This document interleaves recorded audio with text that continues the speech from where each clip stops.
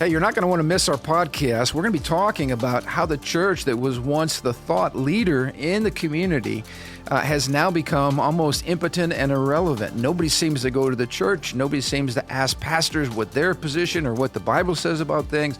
Like I said, we've almost become irrelevant. How did this happen? We're going to look at two major historical things that took place in our nation, one legally in the courts, and the other is a radical redefinition of what it means to preach the gospel. Both have had tragic consequences on religion and public life today. You won't want to miss this podcast.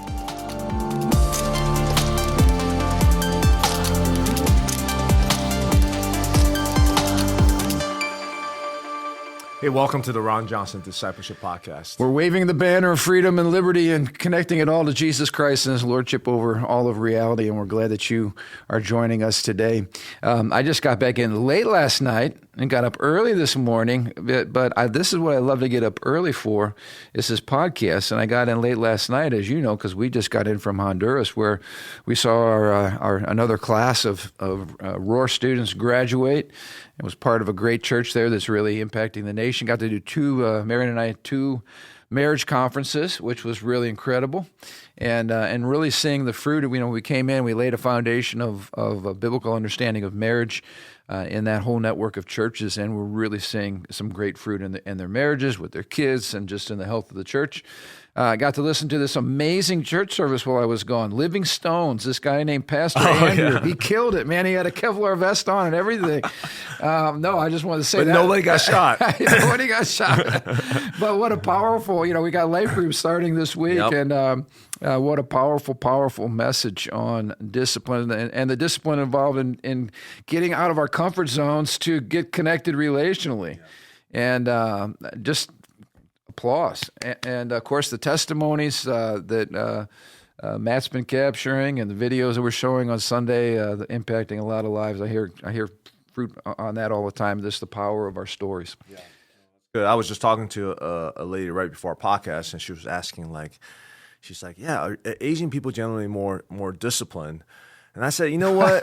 We're more disciplined in certain areas in general. But the question is a little bit funny because it's like, does the color of your skin make somebody more disciplined? Right. But it's really a cultural thing. It's a cultural issue. Yeah, it's not a skin issue. And my response is in certain things, but basically, there's a reason why, and we talked about the book before the podcast we did before, the book that changed your world. Yeah. There's a reason why Western civilization is taking over the world. It's because it's successful because the Christian Judeo foundation laid out for people to practice certain disciplines that allows them to thrive. Right. So again, you go back to it. It's you look at why a nation thriving or why a culture is thriving, successful, is because they practice disciplines that we don't often talk about. Yeah, self-control, marriage, hard work, caring about time, not being late, being on time. These are all getting up early. The ant. Right. How about this?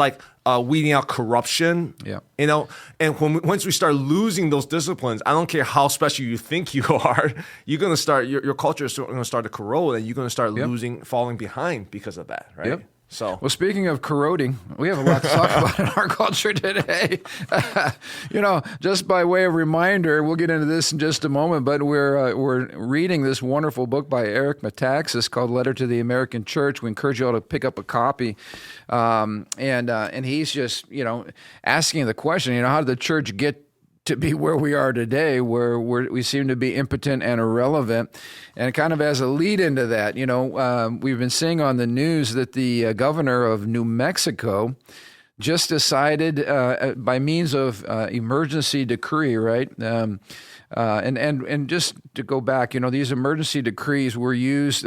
There's a purpose for them. Like if a war breaks out and we don't have time to pull Congress together or our representatives together, something crazy is going on. I mean, this should be rare, it should be exceptional, and it should be momentary. And yet we saw during the pandemic that governors and local authorities were using these emergency powers to really push an agenda of control over people's lives that, again, where you begin to question, wait a minute, is this really why the whole idea of an emergency order came into being? In this situation, the New Mexico governor just decided out of the clear blue that somehow the Second Amendment no longer applies to citizens in New Mexico because she decided that there's an emergency reason why she needs to suspend the Second Amendment. Now, you can't suspend the Second Amendment. No one person has the arbitrary power, and you certainly can't invoke emergency powers to remove the freedom of law-abiding citizens to own a weapon and to protect themselves. But this is exactly what she's trying to do. And this is alarming. This was a quote. She said, "No constitutional right is intended to be absolute." This highlights a fundamental misunderstanding of secular folks that rights do not come from governments, they come from God, and that governments exist to protect those rights that come from God, which, contrary to what she says here, are intended to be absolute because they go right back to the fact that God created us to be free, and governments are here to restrain evil and to protect the freedoms of people made in the image and likeness of God. So here we got a crazy scenario. Even the leftists are realizing, whoa, she did something that nobody has the power to do here. But the fact that any official in the United States of America would be so brazen to do something like this should cause us to say, how in the world did this woman get elected? And she should be removed from office as quickly as possible. But this is kind of where we're at today. We saw these emergency orders, right? That was the whole argument behind shutdowns of businesses, mask mandates, vaccine mandates. All of this was because, we have an emergency and the government has to take control. And we need to be ready for this. I think it was the city of Odessa in Texas is being proactive. They're passing legislation that basically says there will be no business shutdowns, there will be no mask mandates, there will be no mandatory vaccinations, and they're getting a lead on this because it doesn't take a rocket scientist to look at the news and watch what's going on and realize we might be up for round 2 here if we don't wake up. So anyway, and in a moment of incredible, beautiful irony, any of you that are tennis fans. The Serbian tennis star Novak Djokovic won the U.S. Open, which was sponsored by Moderna. And he was, I love this, he was clarifying his position, which was our position. The media calls him an anti-vaxxer. He's not an anti-vaxxer any more than our stance here at Living Stones was anti-vax. If you're pro-life, you get called anti-choice. The left always likes to put the anti-prefix in front of our stance, which isn't true. He clarified his position. He says, I'm not anti-vax, I'm pro-freedom. I want people to have the freedom to choose. Right. And that's been our stance all along. We're not anti-anything. We just believe that people should be able to make those decisions for themselves. And that's not the government's role to determine what kind of medical treatment you should be receiving. So anyway, yay. Here's a guy that's going to go down as one of the greatest tennis players of all time. He's approaching the record of, I think it's 24 national, Grand Slam titles. Titles or whatever. So way to go. And I'm grateful for his leadership and a refusal to bend.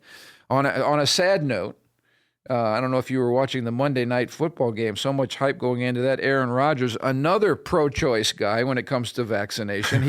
He was really hammered for his stance.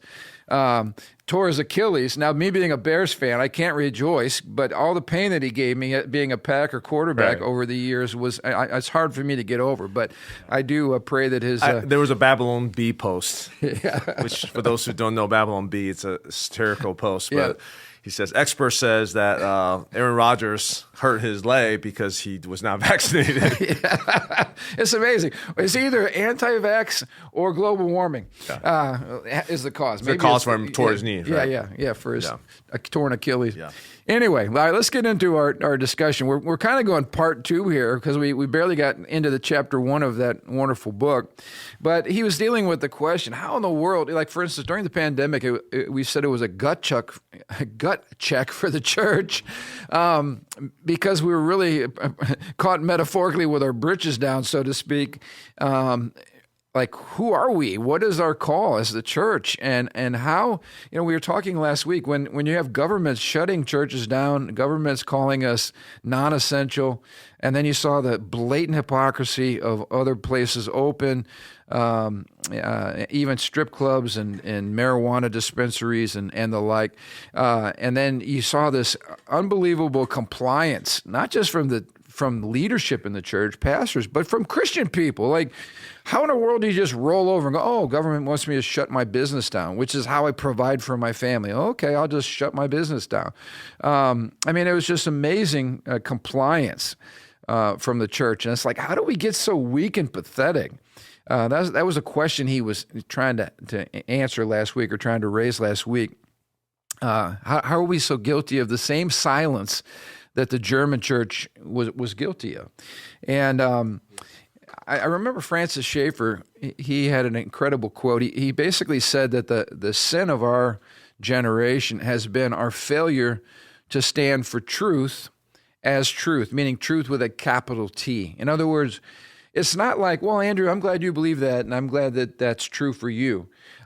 Christianity has never been that approach. It is incredibly exclusive in the sense that Jesus has the audacity to claim that he's true for everything and everyone everywhere at all time. That's a radical statement. Like, how do we get in a situation where we sit back and just go, well, who are we to impose our values on other people? And who are we to suggest to be able to say that such and such is wrong behavior? Right. And so we just backed away, like somehow we were being the bad guy. And yet, as he points out in that book, the irony is the opposition was doing the same thing to us. They were making truth claims, absolute truth claims. They were accusing us of somehow imposing our views on them. And what we didn't realize was that was exactly what was happening to us at that very moment. They're coming in and saying, you Christians, you need to keep your faith private. Everybody doesn't believe like you. So just go to church and you can, read your Bibles and, do whatever you want in the privacy of your own home. But don't you dare try to believe those viewpoints in the public arena. Don't you try to express that, because that's wrong. And I think a lot of people bought into that. Like, oh yeah, good point. But the whole point of the gospel is Jesus makes radical truth claims, and he claims the authority to make those claims globally. Like, there's not ever been a person who is not under the authority and the lordship of Jesus and under what he says is true. So, like we talk about sexual ethics, it's not just true for me because I go to church and I believe the Bible. The Bible teaches that this is true, period, whether you are a Christian or not. And is that controversial? Yeah. But the job of the church was to be a prophetic voice to a dark culture and say, hey, that's wrong. And this is true. And this is not. This is a falsehood. And it doesn't matter whether you personally subscribe to it or not. Jesus, it doesn't just God doesn't go, oh, you don't believe in me? Okay, I guess I don't exist. That's not the way this works. We believe in truth with a big T. Yeah, I think we forget that there's a reason why Jesus was crucified. He wasn't crucified because he's saying, my opinion is this. You don't get crucified by the Roman Empire in the cruelest way possible because he pronounced his thoughts on a certain subject, like a Greek philosopher pontificating about something. He made a truth claim that ticked a lot of people off, and he wouldn't retract it. He wouldn't go back on his word, and they crucify him for it. Now, I think there's another delusion that we're under, is that when we make truth claims, we are being mean-spirited, and we're being unneighborly and unfriendly. Now, you could do it and say it in a mean way, but that's exactly what Jesus did. So you might as well accuse Jesus of being unloving and unfriendly because he made these truth claims. But somehow in our culture, I think that's the attack on Christian people is this impression that if you made these truth claims, then you are being a jerk or you're being a bigot. And we need to, again, take a step back and say that's not the truth, because everyone's making truth claims. Even when someone says it's true for you and not for me, that is a truth claim in itself. Right. And we talk about the concept of the naked public square. The idea was, we can't bring religion or anybody's, worldview into the public square because we have to separate, push religion out, and it has to be neutral. Well, as soon as you make it neutral, it's not neutral. Something filled the void. So as soon as you push God out of the public square, now you have atheism as the official religion. Like, you're going to have some worldview that's going to take its place. You're going to have some truth claim. Absolutely. Yeah, so for anyone to come and say to you, you're being a jerk, you're being a bigot because you're making a truth claim, you should say, are you making a truth claim right now? Yeah, well, when I say, hey, there's no such thing as absolute truth, are you absolutely true about that? Right. Anytime anybody opens their mouth, they do so on the basis that what they're saying is absolutely true. Right.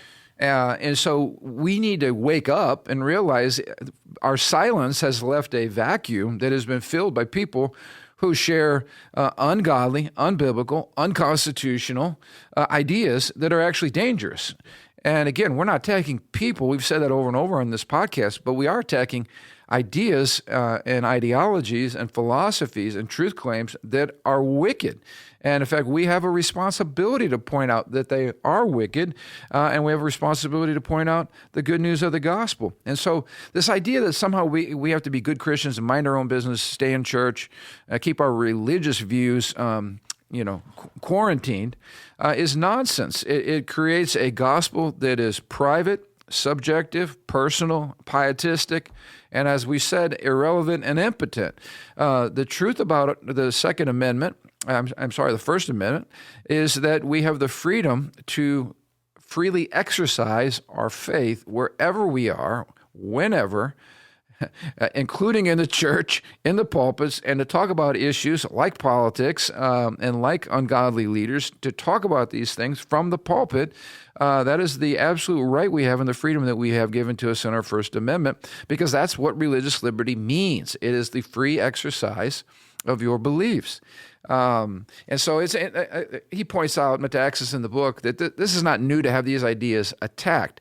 When William Wilberforce was speaking about slavery, a grave evil, it was thought an absolute scandal that a man would bring his religion into the public sphere and dare to impose his views through the laws of the land. Now, the irony, as we pointed out, is that anybody who passes a law is imposing their views on the land. That's the nature of laws. Laws tell us what we should do and what we shouldn't do, what's good, what's evil, what is punished, and what is celebrated. That's the nature of law.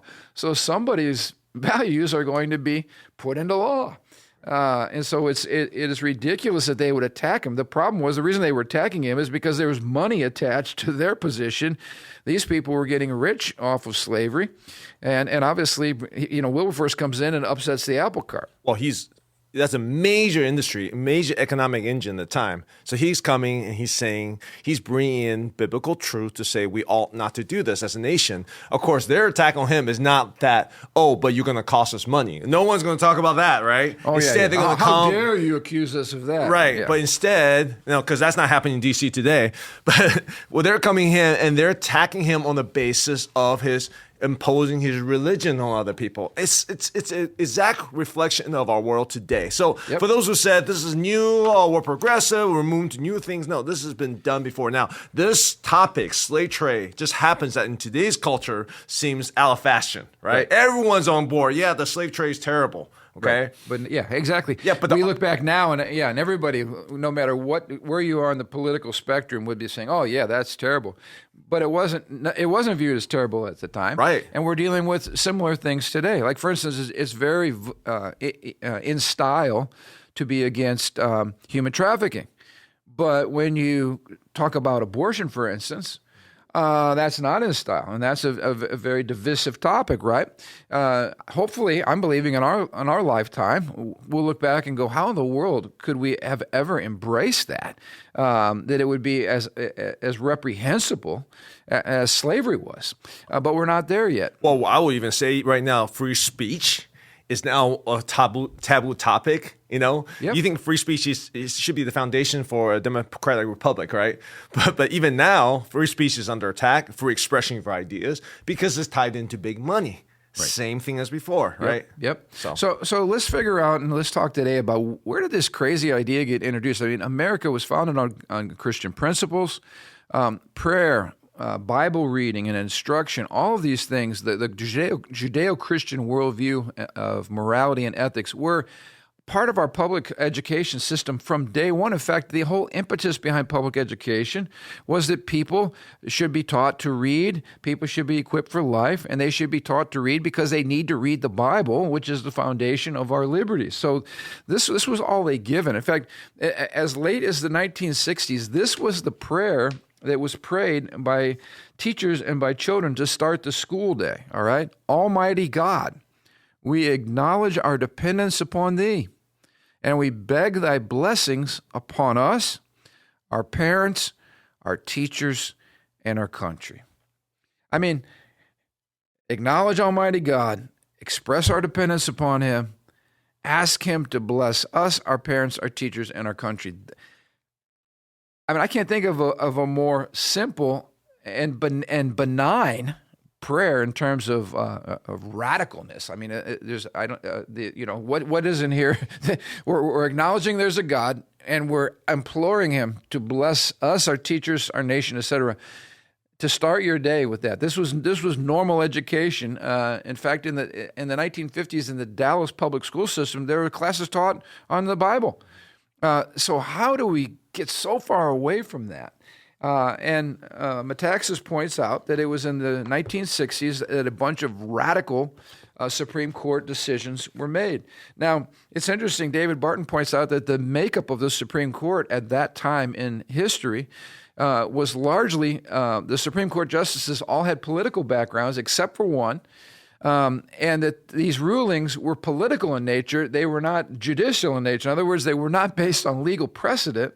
This was judicial activism that was taking place because there was no court cases cited for any of their decisions. Like there was no precedence. So these people were not acting like good attorneys. They were acting like good politicians. They were pushing an agenda just like we see in our courts today. So this is what happened. In 1962, we had a change from seeing the First Amendment dealing with no federal denomination, right? That the United States cannot be all Baptists or Methodists or Presbyterians. In other words, we don't have a national denomination. That was switched to forbidding any kind of religious activity in public. Now, that's a radical change to say, you know what, the government should not be promoting any denomination. In other words, keep the government out of our religious expression, to turning it completely on its head and saying that there should be no religious expression at all in public. And let me give you some examples here. Freedoms of speech and press are guaranteed to students and teachers unless the topic is religious, at which time such speech becomes unconstitutional. And there's a number of court decisions on that. It's unconstitutional for students to see the Ten Commandments, since they might read, meditate upon, respect, or obey them. Stone versus Graham, 1980. Now, imagine we wouldn't want to put the Ten Commandments up in school because students might actually read them, think about them, and be influenced by the Ten Commandments, as if the Ten Commandments are evil or bad. If a student prays over his lunch, it is unconstitutional for him to pray out loud. This is radical. A school song was struck down because it promoted values such as honesty, truth, courage, and faith in the form of a prayer. It is unconstitutional for a war memorial to be erected in the shape of a cross. The Ten Commandments, despite the fact that they are the basis of civil law, are depicted in engraved stone in the U.S. Supreme Court, may not be displayed at a public courthouse. How about this one? It is unconstitutional for a public cemetery to have a planter in the shape of a cross, for if someone were to view that cross, it could cause, quote, emotional distress, and thus constitute an injury in fact. So, I mean, this was a radical reversal to where we're no longer talking about the government staying out of our business in terms of the expression of our religious views.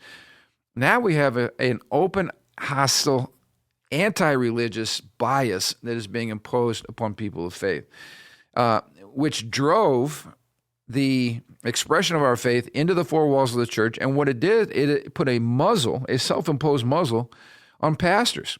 Because, you know, I can attest to the fact that every year I would get a nasty letter from Americans for the separation of church and state, basically threatening me at every election cycle that if I chose to speak out on anything that was relevant in terms of our public life, that I could lose our 501c3 status or be fined, blah, blah, blah, blah, blah. It was a veiled threat to basically shut up and to self-censor. And many pastors believed it. And they just said, well, I guess we can't talk about that because God forbid we don't want to lose our 501c3 status, even though it is impossible for the government to take away our 501c3 status for simply preaching the gospel and preaching biblical issues and applying them to public life. And yet many pastors self-censored. And they're like, well, we can't do that. It's against the law. And again, this was the Johnson Amendment, Lyndon Johnson, who basically passed this in the IRS code to silence political opponents, especially the church, who were speaking out against some of the things that he was doing. Now, mind you, we would not have the United States of America if the pulpits hadn't been brazenly outspoken against wickedness and evil of its day, especially as it related to King George III, right?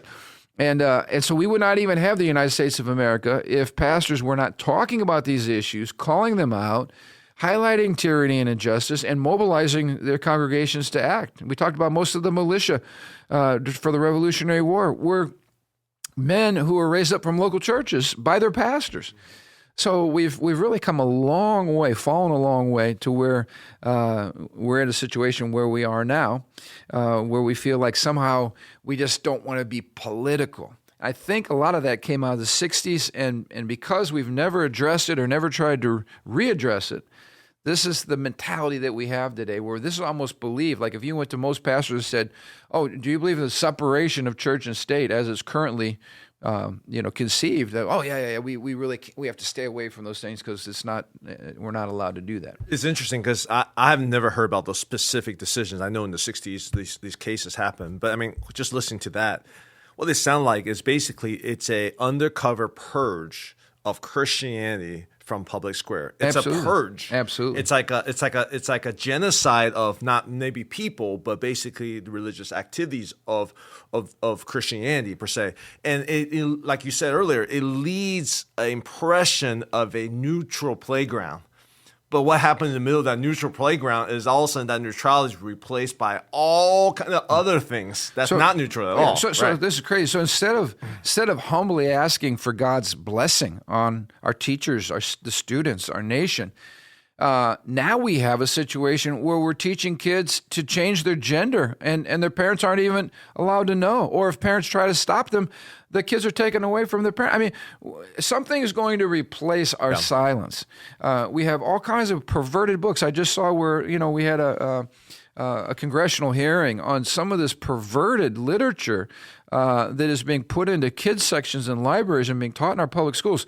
So the point is, something will fill the void. And if the church does not stand for truth and say this is wicked and this is perverted and this will not happen on our watch, you're going to get all kinds of bizarre, twisted, nasty, evil things that are going to take its place. And we're seeing that happen right now in public education.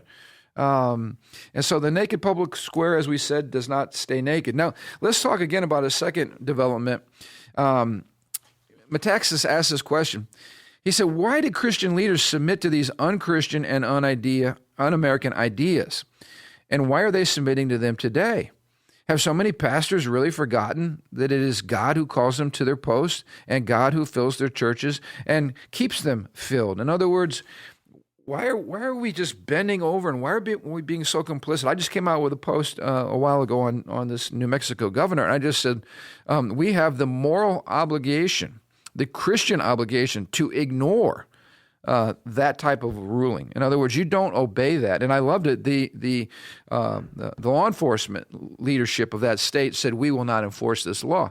That's what needs to happen. It's called the lesser magistrate needs to step up and say, you know what, this is an ungodly, unconstitutional, tyrannical edict, and we will not support this at all. That's what's happening. But the church needs to be the one standing up saying, no, like I said, I would tell every business owner, God forbid If government tries to shut you down again by some emergency order, do not shut your business.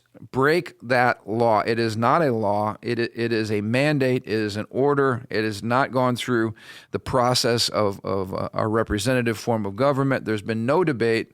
Do not obey that law. If there are mandates for vaccinations, mandates for masks, do not obey that mandate. It is not the law. It is tyrannical, and the church should be the one loudly proclaiming these things, and yet we had pastors standing up. It's the Christian thing. Take the jab. Love your neighbor. Wear a mask. Love your neighbor. Practice social distancing. Love your neighbor. Follow those stupid, idiotic arrows at the big box stores telling you how to walk up and down the aisle to buy your food. I mean, it is just absolute insanity, but it is moral incompetence from the pulpit to not speak about issues regarding truth and liberty. This has been our bread and butter, and somehow we lost the bread and can't find the butter. So let's talk about the narrow definition of the gospel. You know, we've lost, I guess, when we say preach the gospel. Yeah. What are we talking about? Let's talk about what Metaxes says. How is when we say preach the gospel, how is that word and that understanding radically shifted in the last 50 years? Yeah, and I'm not an expert on preach the gospel, but apparently I'm assuming it means something like we just talk about Jesus. I just want to talk about Jesus, and everything else, I'm going to let God take care of it. I'm going to let people make the rest of the conclusions, right? When it's just all about Jesus, how he died on the cross for your sins, so if you believe in him, you're saved from hell, and then I'm going to let people kind of follow the rest, wherever that might lead, wherever that may go. Okay. So exactly. That's 100% accurate. That's probably what the gospel is, Jesus died for your sins, receive him into your heart, and someday you'll go to heaven. And we need to just keep our messaging there. The problem is, and this is why this podcast exists, Jesus is Lord of all. He's not just Lord of the human heart. He's not just Lord of the next life. He's Lord of this life and everything in this life. But you heard pastors say, hey, we need to avoid cultural issues, quote, for the sake of the gospel. Like, what does that mean? Let's avoid, imagine back in Bonhoeffer's day. Hey, let's avoid this nasty problem of the Nazis exterminating our Jewish neighbors, trashing their businesses, shutting down their livelihoods, confiscating their wealth. Let's just preach the gospel. Let's avoid these nasty cultural issues. Or imagine during the slavery debates, hey, let's not talk about slavery in our churches because we don't want to get involved in a culture war, and we might have some pro-slavery members at our church, and God forbid that the pastor gets up and condemns slavery because he might offend brother so-and-so who owns the wealthy business and who's a big tither, and he might get mad and leave the church and go to the church down the street.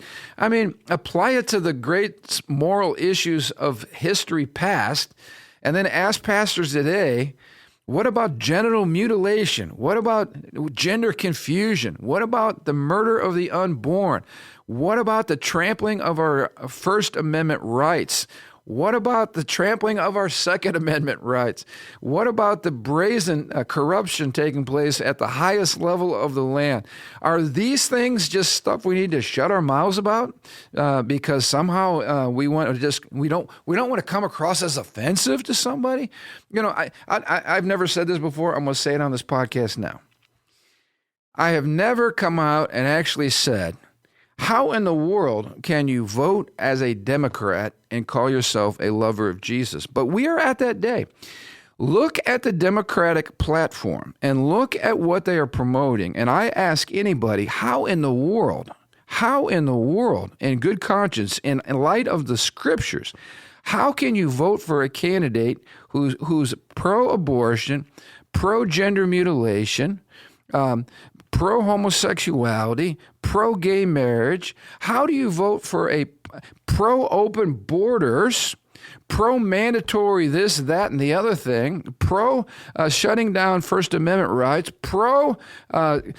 keeping you from owning a weapon or being able to buy ammunition. How do you, as a follower of Jesus Christ, vote for somebody that supports all of that party platform? Now, mind you, there are local candidates, local communities who are good people, but they're not in all of that stuff. But by being part of that party, that is exactly what you are supporting. And I just simply ask the question, like, well, Jesus isn't a Democrat or Republican. No, but if Jesus is a citizen, he has to vote for a Democrat or a Republican if he's going to vote. So how do you vote for all of that and then come to church on Sunday and raise your hands and say hallelujah?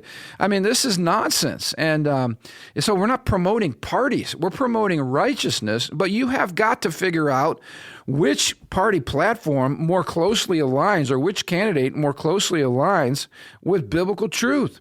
And you have to stop trying to take this middle road where you don't take a stand at anything.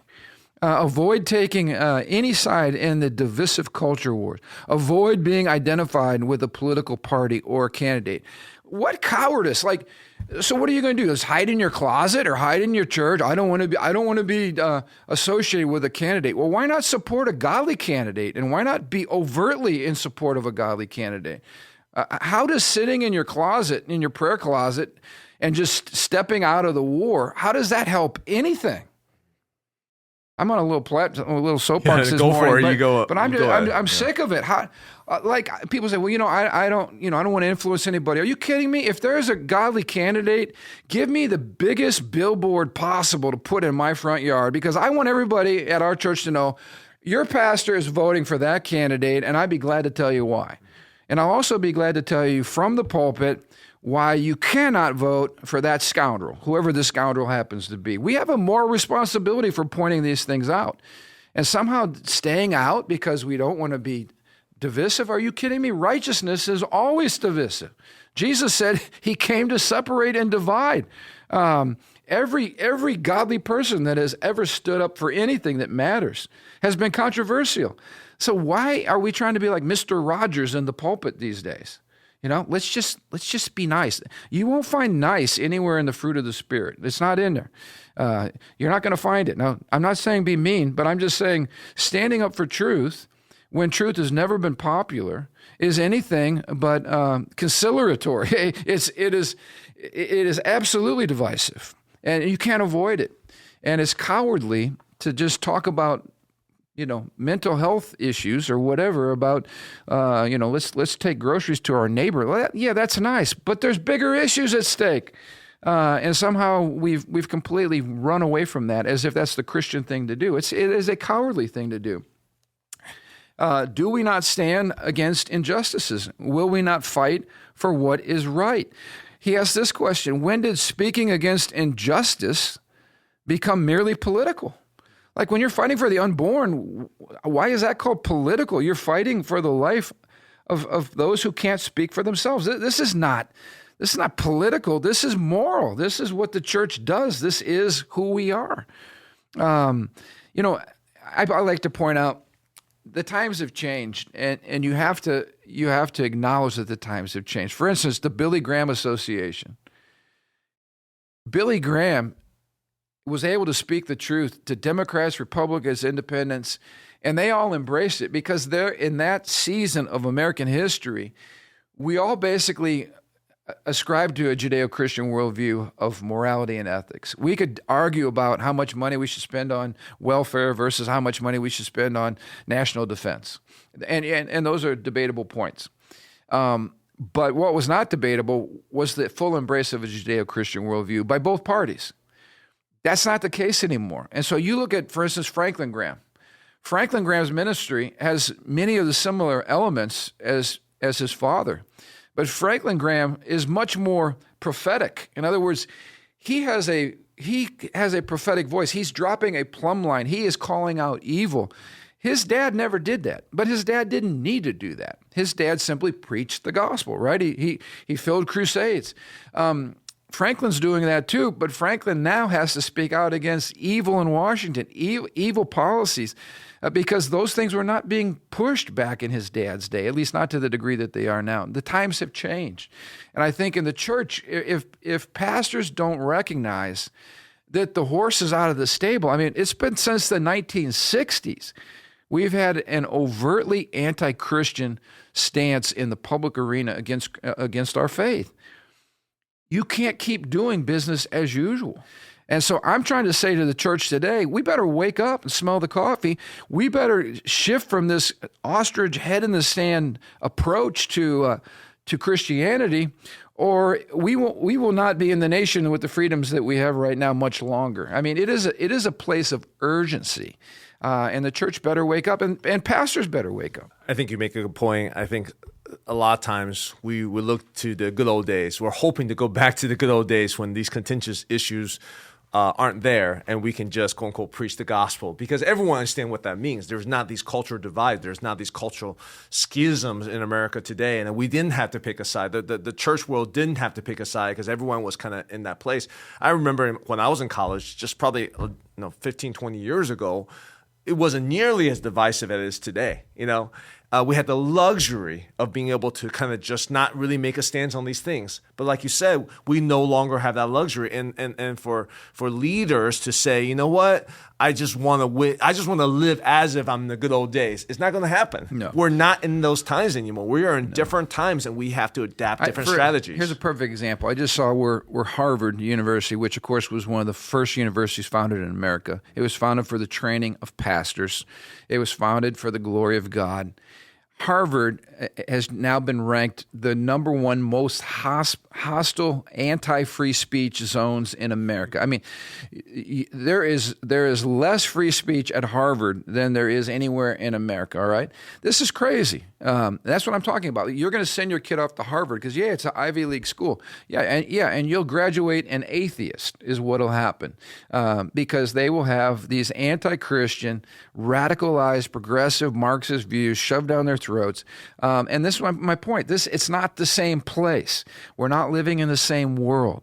And the church has got to recapture our revolutionary zeal.